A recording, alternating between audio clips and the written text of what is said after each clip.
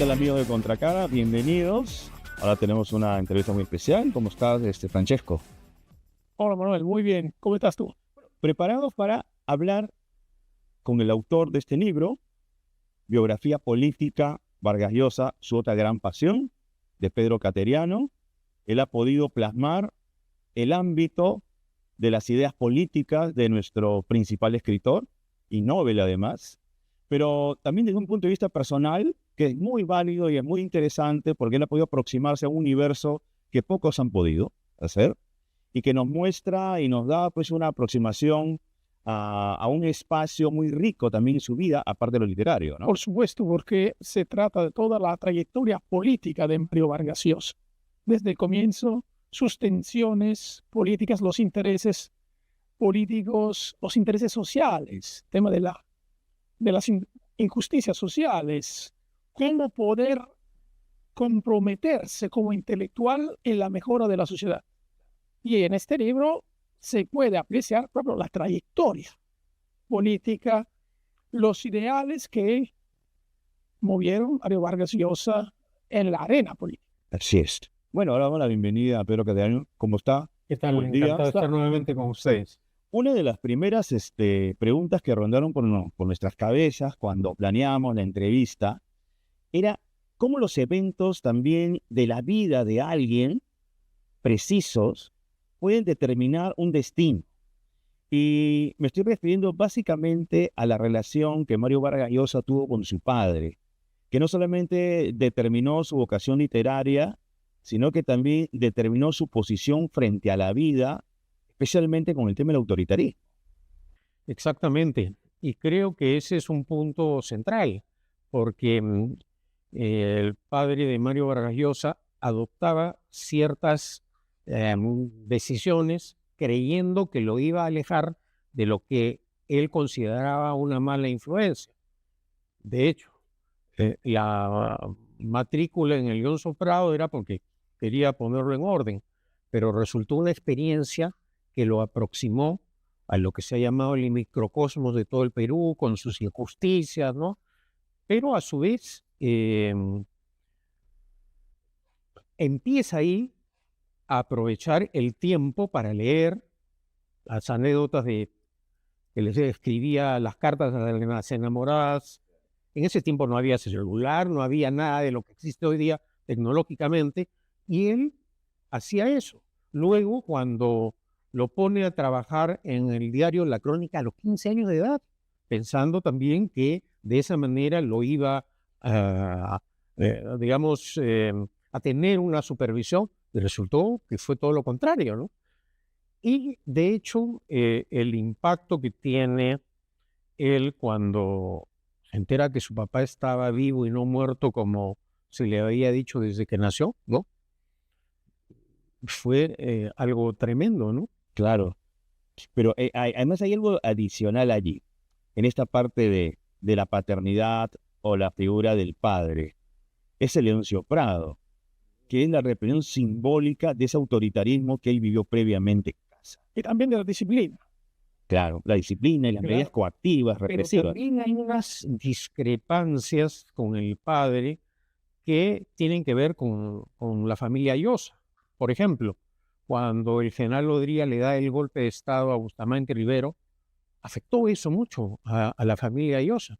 El único que festejó el golpe fue el padre de Mario, ¿no? Entonces, todas estas construcciones, todas estas decisiones fueron apartándolo del padre y formándose un criterio del abuso, del autoritarismo en él, ¿no? Y también, entonces, la figura de Odría durante la dictadura ha sido fundamental para gatillar en él un interés hacia la tensión política, ¿verdad? Las injusticias, y no solo el respeto a los hechos de las personas. Entonces, ya había una cierta tensión. Claro, porque además no fue una dictadura corta, no fue algo efímero. El llamado Ochenio se da precisamente en todo el proceso en el cual de adolescente a joven hasta universitario, en donde debido a la reacción ante el autoritarismo también de la dictadura, él considera que su deber, su compromiso, porque ya en ese momento tenía la influencia de Sartre, en el sentido que un escritor, un intelectual, debía estar comprometido con la realidad social y política de su país. Él se inscribe en el Partido Comunista y forma parte de la célula clandestina Cahuide, ¿no? Cahuide, sí.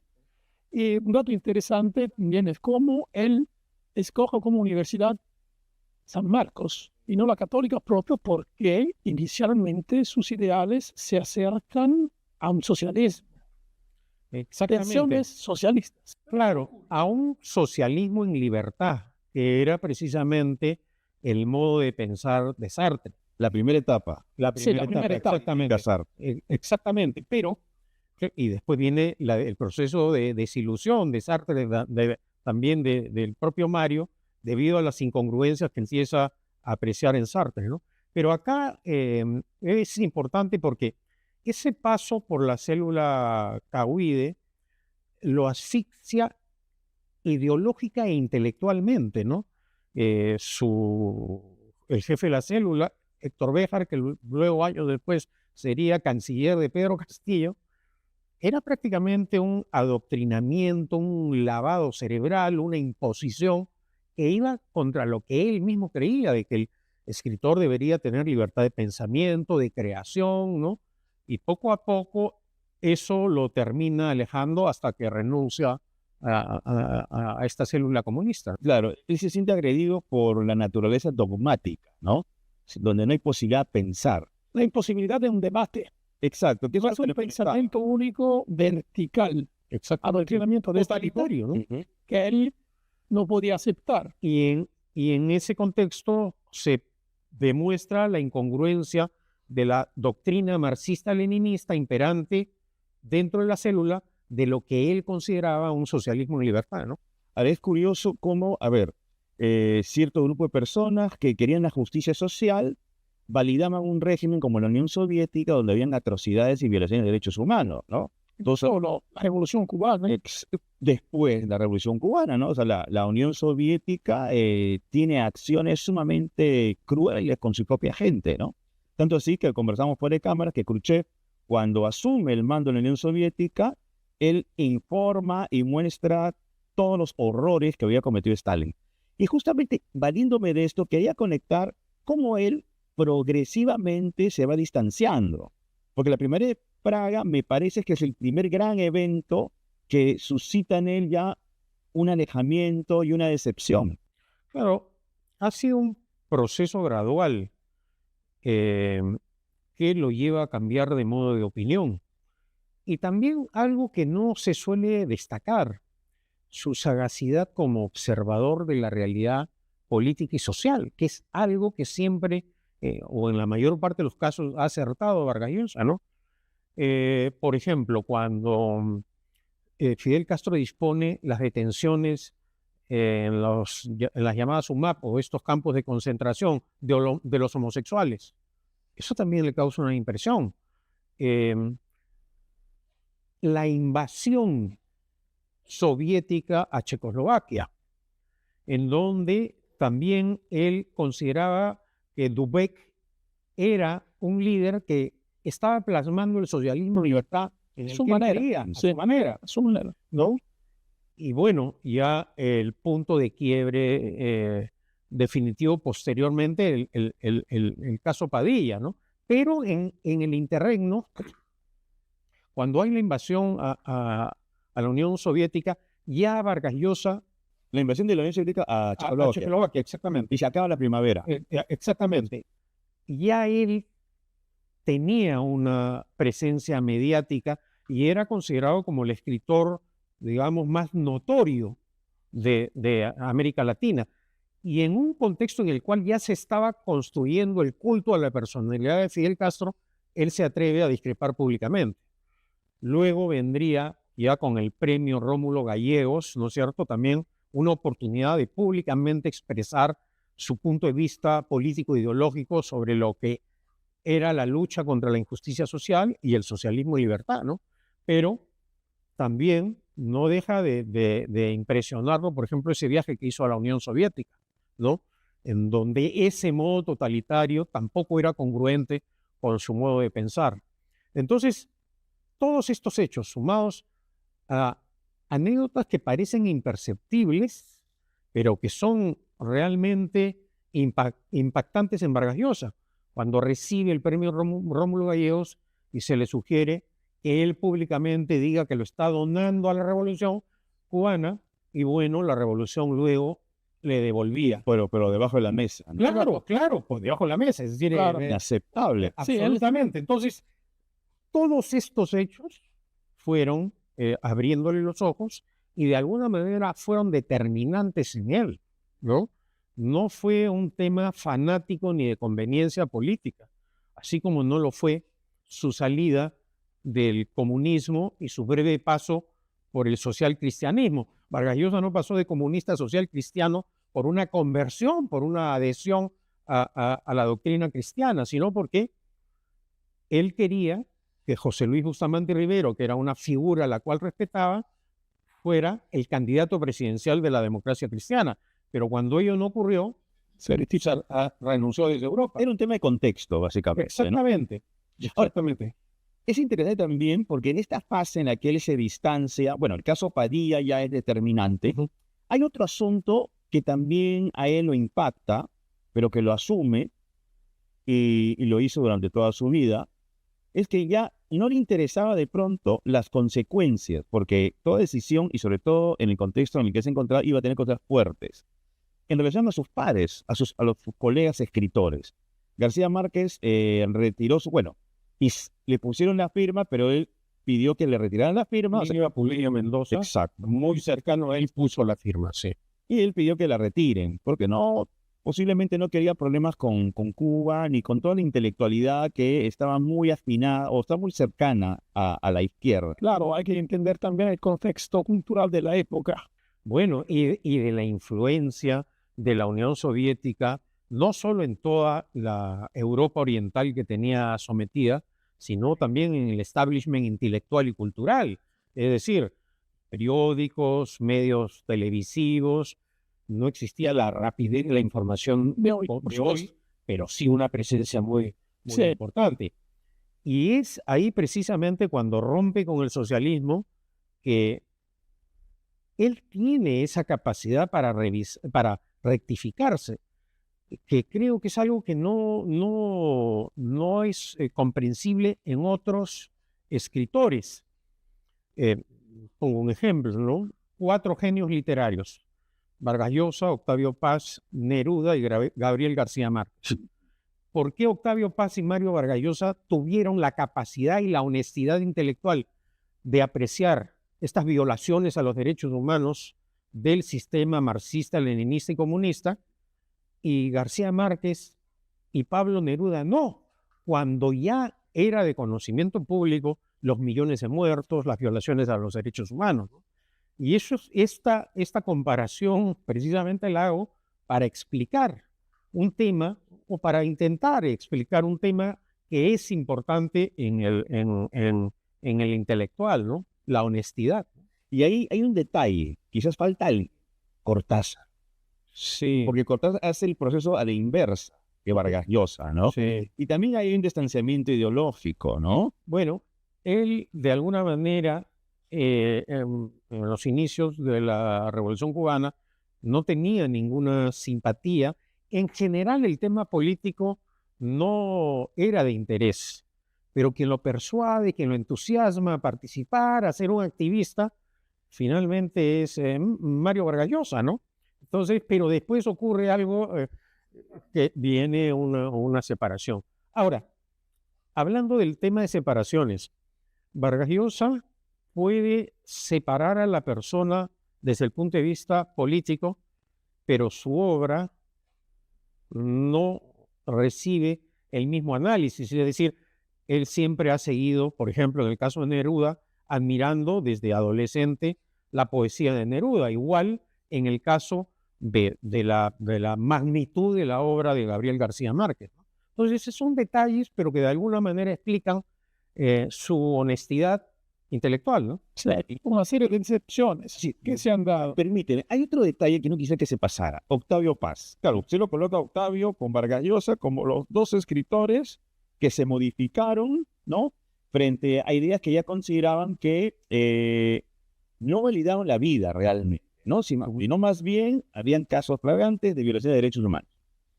Pero hay un tema entre Cortázar entre Octavio Paz y Mario Vargas Llosa, ¿no? Vargas Llosa le habla de la dictadura perfecta. Hay una famosa entrevista con Goytisolo, Sabater y otros escritores, donde Por Televisa. es muy desdeñoso con Vargas Llosa, cuando le propone justamente este tema. Bueno, hay dos momentos, ¿no? El primero, cuando viene el rompimiento con la Revolución Cubana, que inclusive en el libro dejo constancia de una carta que le manda Octavio Paz a Vargas Llosa y le dice que solos estamos, que solos nos hemos quedado, ¿no? Como diciéndole, ahora sí estamos en minoría y los intelectuales y escritores más famosos están con la revolución. Pero luego ocurre este hecho que menciona cuando Vargas Llosa es invitado a México y en pleno diálogo México mejor dicho, Vargas Llosa refiriéndose al totalitarismo del PRI, del partido dominante en ese momento, dijo esta frase que quedará para siempre, ¿no? México es la dictadura perfecta. Y en ese contexto es evidente, porque esto fue filmado. La transformación de la cara de Octavio Paz fue algo notorio e inocultable. Y es algo que se comenta hasta ahora. Pero eso no trajo como consecuencia el rompimiento entre Paz y Vargas Llosa. Es más, luego va a tener con Paz una relación muy cercana. Es decir, si hay algunas cosas que uno saca como conclusión luego de revisar el archivo de correspondencia de Vargas Llosa en la Universidad de Princeton, es que tanto Paz como García Márquez no solo fueron amigos que estimaron a Vargas Llosa, sino que lo admiraron. Igualmente, en otro contexto, ¿no? Que es el caso de la relación de Vargas Llosa con José María Arguedas, ¿no? Pero retornando a Paz, la amistad no se rompe. Y luego, inclusive, cuando Mario anuncia su candidatura a la presidencia de la República, Octavio Paz le recomienda que no postule a la presidencia. Pero después lo apoya. Exactamente. Y ya cuando en la recta final de la campaña presidencial de Mario Vargas Llosa se organiza acá en Lima un evento con intelectuales sobre la libertad, Octavio Paz envía un video, ¿no es cierto?, apoyando la candidatura presidencial de Mario. Inclusive, cuando un periodista le pregunta a García Márquez sobre la candidatura presidencial de Mario, él dice, por el bien del Perú que le vaya bien, ¿no? O sea, pero naturalmente con García Márquez sí hubo un rompimiento, ¿no? Sí, notorio, efectivamente. Entonces, esta serie de decepciones hacia el socialismo real, porque Mario Vargas Llosa viajó varias veces a Cuba, Sí. estuvo en la Unión Soviética, entonces tuvo la oportunidad de ver directamente cómo se trataba de regímenes que eran hipócritas con respecto a la propia ideología. Todas estas decepciones yo creo que se van a sumar con otra gran decepción, que es la postura de Sartre. Porque Sartre va cambiando completamente su postura. Inicialmente tomaba en cuenta la figura del intelectual que tenía que comprometerse para favorecer el cambio de la sociedad, pero después Sartre dice que hay que poner al costado la literatura, eventualmente meterse de frente solo en lo sociopolítico, proselitista, ¿no? Proselitista, y recuperar la literatura en un segundo un tiempo cuando fuera posible. Y eso a Mario Vargas Llosa no le va a encantar de ninguna manera. Y además, después de la etapa parisina, que ha sido muy formativa desde el punto de vista literario y también político, yo diría, porque tiene la oportunidad de abrirse también a autores de América Latina, colegas. Después está la etapa en Londres. Y ahí vive una realidad distinta, sobre todo con Margaret Thatcher. Ahí empieza una transformación que ya se estaba gestando poco a poco, la desilusión de un cierto tipo de idea socialista que en la práctica, en el socialismo real, no se encontraba, yo encuentro después con un cierto tipo de liberalismo. Entonces, ¿qué va a pasar? A ver, creo que es importante mencionar brevemente lo de París, porque ese desencanto, de lo que podríamos calificar en ese momento a Sartre como su pensamiento guía, Sí.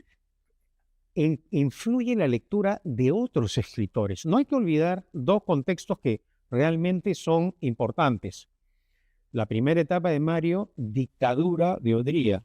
Y la segunda etapa, dictadura en España. Franco. Y claro, ¿qué ocurre en París? También empieza a leer a Raymond Aron, Así es. Albert Camus, cuyas ideas eran opuestas a las de Sartre, y poco a poco esa capacidad de raciocinio, de un autoexamen intelectual, también le va abriendo los ojos. Y también una gran apertura porque él criticó también a De Gaulle, Claro, la postura autoritaria, Bueno, pero gozaba de mucha más libertad. Exactamente, esa libertad le permitió leer a otros, pero en ese momento todavía Mario era cercano es decir, llega a alojar, por ejemplo, en París a la madre de Che Guevara. Che Guevara, Sí, Celia del Cerno. protesta por la detención de Hugo Blanco, es decir, todavía ahí tenía unas posturas radicales, ¿no? Defensa de la libertad. Exactamente. Pero luego también esa influencia de Camus y sobre todo de Aron lo van acercando ya poco a poco al pensamiento liberal. Y su estada en Londres va a ser determinante para abrir los ojos, ¿no? Ciertamente influye en otros aspectos como lo han sido sus conexiones, ¿no? Es decir, Vargas Llosa desde que Vargas Llosa a los 30 y tantos años, 33 años, escribe Conversación en la Catedral. Es decir, era también observado como un fenómeno literario, como un escritor cuya fama y cuya presencia mediática creció exponencialmente hasta convertirse en uno de los intelectuales latinoamericanos con mayor presencia a nivel de la prensa internacional, ¿no? Entonces, todo eso va construyendo también poco a poco la importancia de la palabra de Vargas Llosa. Esa figura de prestigio que él se va construyendo no solo como escritor, sino como intelectual y como alguien que está muy interesado en la política, hace también que lo convoque Fernando Belaúnde Terry en el año 83 cuando ocurre la matanza de Churajay. Se puede decir que es el primer servicio que Mario Vargas Llosa hace con el país, presidir una comisión investigadora para tratar de aproximarse a lo que ocurrió. Al final es un asunto que no quedó muy claro en el sentido de quiénes realmente fueron los que asesinaron a los periodistas. Pero la pregunta pasa por lo siguiente. Él tuvo en San Marcos una aproximación a lo que es este país. Un país mestizo, un país con precariedades. Leoncio Prado, en realidad, ¿no? Claro, de Leoncio Prado.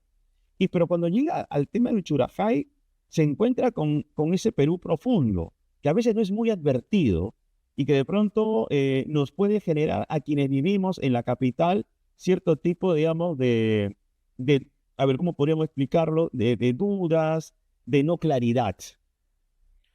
Pero, a ver, ¿cuál es la razón que lo motiva? Motiva.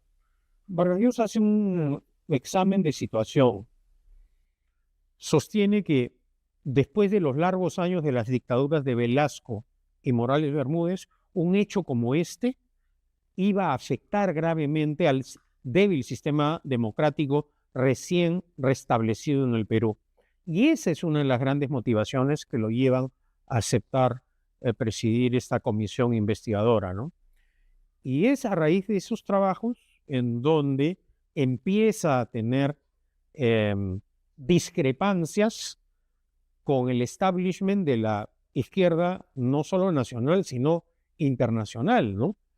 Y Vargas Llosa observa una realidad exacta de el Ande en su complejidad, pero no es que él no tenía ninguna visión o concepción del mundo andino, porque precisamente años antes su cercanía con Arguedas fue precisamente inspiradora no solo en la concepción literaria, sino también social y sociológica, ¿no? Tan es así que años después era tal el respeto a la figura de Arguedas que escribe un ensayo, La utopía arcaica, en donde él plasma sus puntos de vista y es ahí donde la izquierda lo ataca. Pero, repito, no solo fue contra él la izquierda nacional, sino la internacional. Hay que ver el contexto. En ese momento todavía no había caído el muro de Berlín. La Unión Soviética tenía un gran poder mediático, igualmente la dictadura de Fidel Castro, y a pesar de ello él asume ese compromiso cívico, diría yo, ¿no?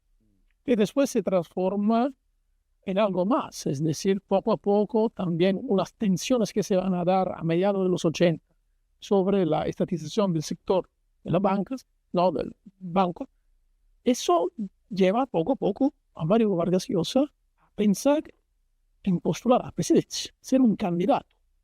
¿Cómo evalúa esta? Bueno, eso es entrar al terreno de la especulación, ¿no? Previamente también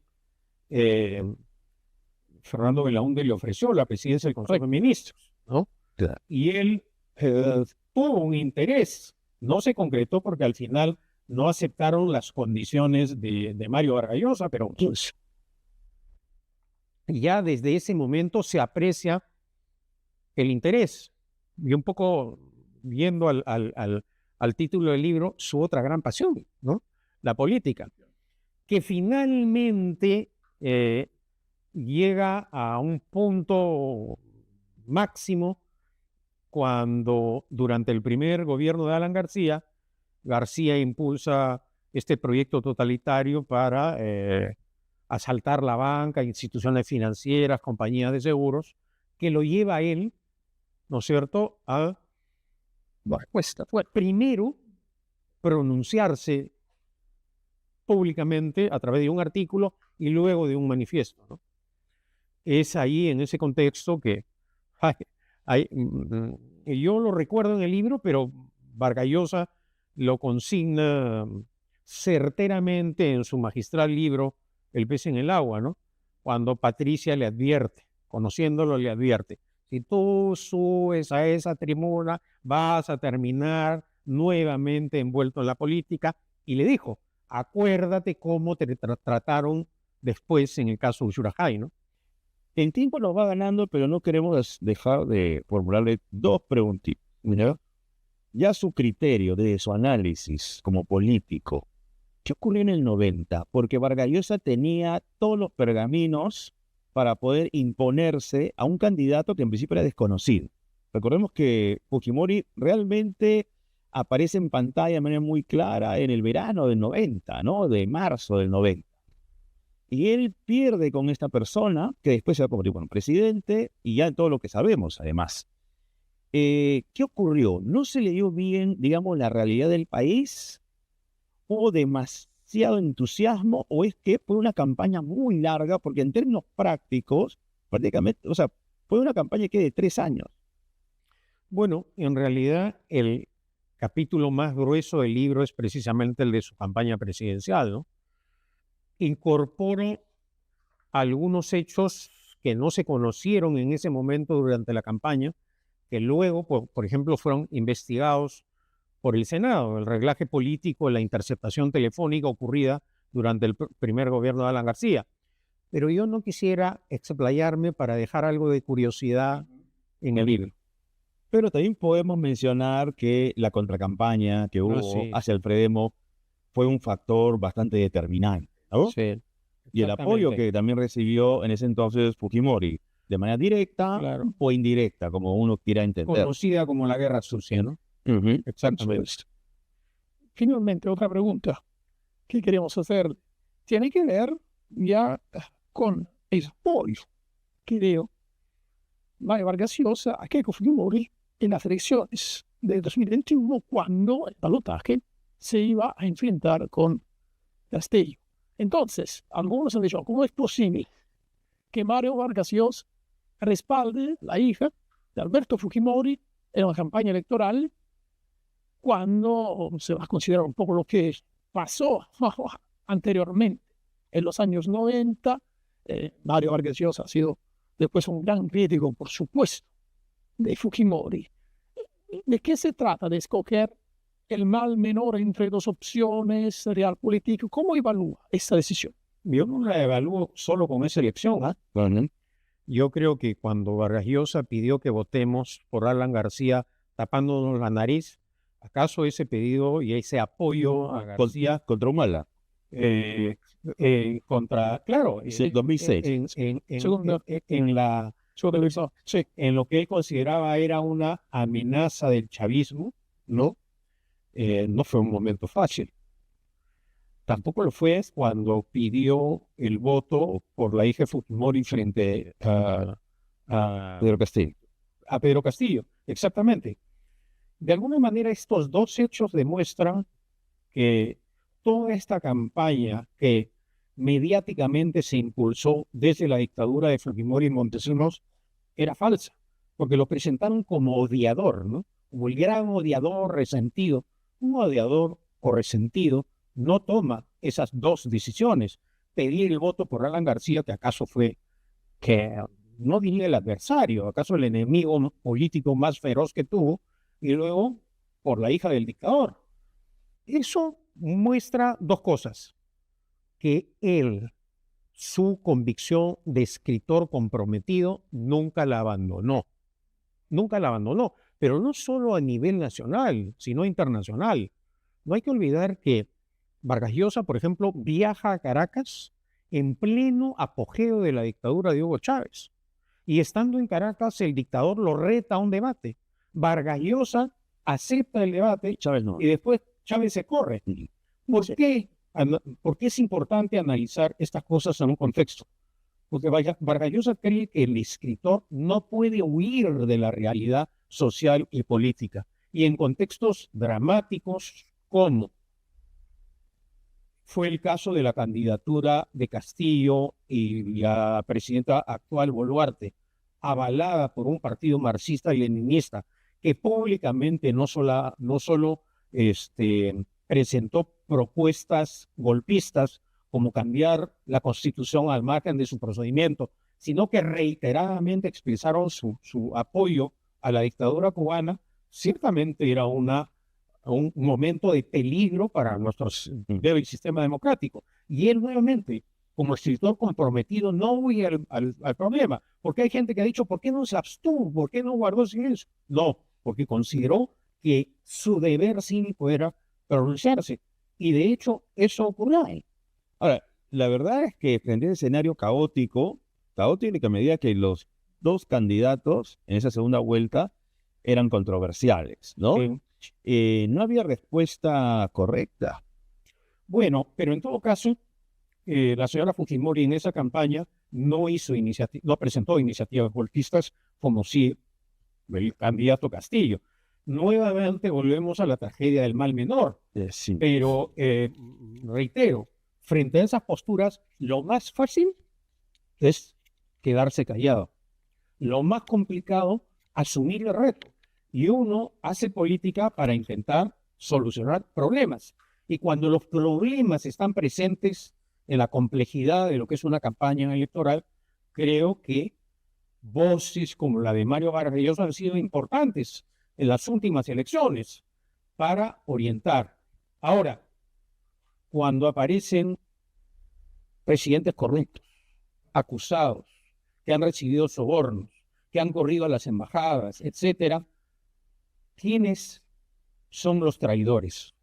¿Los votantes o los presidentes que violaron el orden legal y constitucional? Eso es lo que tenemos que también decir, ¿no? Que es un asunto que nos persigue, ¿no? Ya tenemos varios presos, tocar madera. varios presos que han pasado por la cárcel. Ya cerrando la entrevista, el próximo año son las nuevas elecciones. Sí, bueno, ya Hay están más de 40, convocadas. hay 40 partidos inscritos para cerrar. Sí. ¿Qué nos puede deparar desde su punto de vista político? ¿Esto va para Yo peor o- no quiero responder porque me pueden acusar de hacer proselitismo político en la UPC, así que Ya. no respondo, pero solo hago referencia al último acto político simbólico de Mario Vargas Llosa, ¿no? Bien. Muchísimas gracias, señor No, Cateriano, por esta encantado. entrevista. Muchas gracias. Con ustedes, amigos, será hasta el siguiente programa. ¿Sí? Así que nos vemos, Francesco. Hasta pronto entonces. Listo. Gracias. Chao. Muy bien.